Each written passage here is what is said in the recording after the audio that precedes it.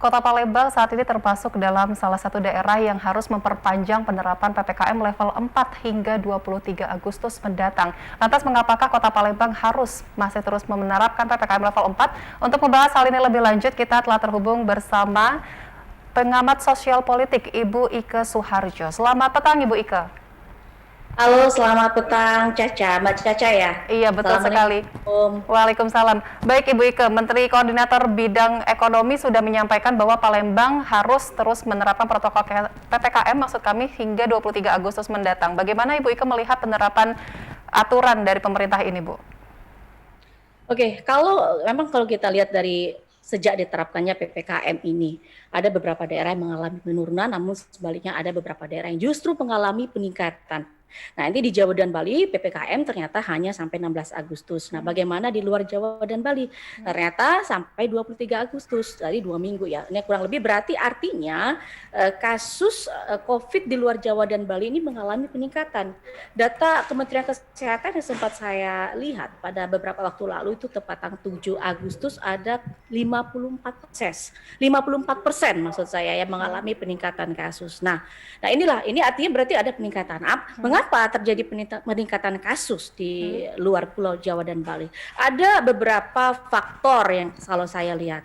Persoalan sosial, Mbak Caca, gitu kan. Persoalan sosial itu apa begitu kan? Ternyata di beberapa daerah tuh masih ada loh yang tidak mempercayai virus corona ini, COVID-19 ya, nggak so jauh lah di sekitar saya itu masih banyak yang belum percaya akan virus ini, dengan terbukti prokes yang tidak ketat, tidak menggunakan masker pada saat bertemu orang misalkan ya.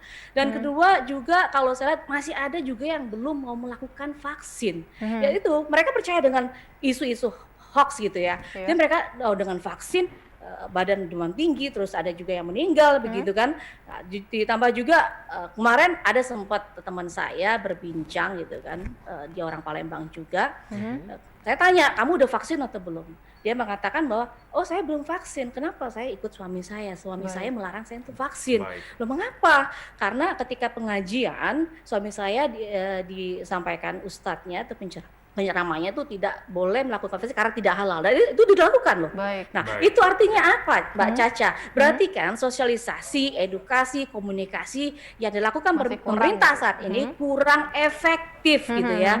Nah, solusinya adalah ya udah kita harus tahu bagaimana melakukan approach pendekatan kepada berbagai macam masyarakat. Karena ini kan berbagai macam karakter ya. Jadi ya udah gitu kan. Jadi dalam hal sini tokoh masyarakat, tokoh agama gitu kan, itu juga harus dilibatkan. Kemana masyarakat itu harus percaya kepada siapa sih? Oke, itu dari masyarakat, dari pemerintah. Dan diri kita sendiri juga, misalkan kita sudah pernah mengalami infeksi atau orang-orang sekitar kita juga harus melakukan pendekatan. Kita ngomong pada teman-teman kita, pada keluarga kita, vaksin itu penting loh gitu kan. Kita juga harus bilang bahwa oh ini COVID ini benar-benar ada gitu loh. Begitu. Jadi memang pendekatan terhadap masyarakat maupun diri kita sendiri juga. Kalau dari pengamatan Ibu Ike sendiri, apakah dengan tingginya angka bed occupancy ratio yang ada di Kota Palembang ini menjadi salah satu faktor Kota Palembang kembali memperpanjang PPKM? Lalu apakah untuk saat ini ruang isolasi masih perlu dilakukan penambahan, Ibu?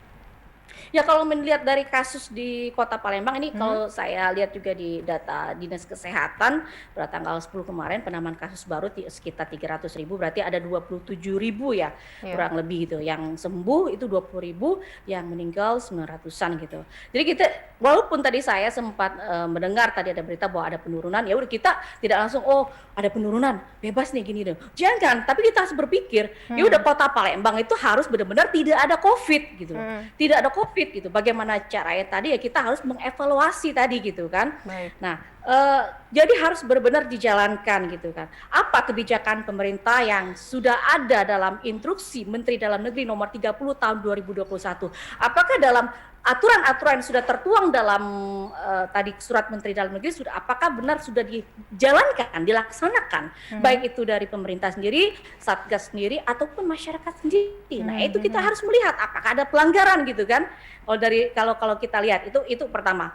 Dan kedua tadi, nah pemerintah kan dalam hal ini harus memperketat mobilitas masyarakat. Bagaimana di Kota Palembang? Apakah pemerintah sudah memperketat mobilitas masyarakat? Kita lihat di mall, kita lihat di restoran. Kalau saya lihat sih Mbak Caca beberapa Masih hari yang banyak ya, lalu Bu? sempat ke Raja Wali, wow gitu ya. Itu ada salah satu restoran, menurut saya skala besar, saya Iya. tidak bisa bilang. Ketika saya masuk itu tidak menggunakan prokes yang ketat, tidak ada Baik. pengukuran suhu dan tempat cuci tangan pun masih dibilang masih minim. Nah, ketika Minim. saya masuk lagi ternyata tuh lebih dari 50% loh Mbak Caca. Lebih dari 50% dan bahkan ada pengunjung yang tidak menggunakan masker. Oke, itu pertama. Kedua, itu juga ada rekan saya yang menghadiri kondangan di kilometer 12. Nah, itu di kondangan bisa dipastikan 50% juga tidak menggunakan masker. Meskipun penyelenggara sudah menggunakan menggunakan prokes yang ketat. Tapi kenyataan di lapangan balik lagi masyarakat, kesadaran diri masyarakat ini masih kurang.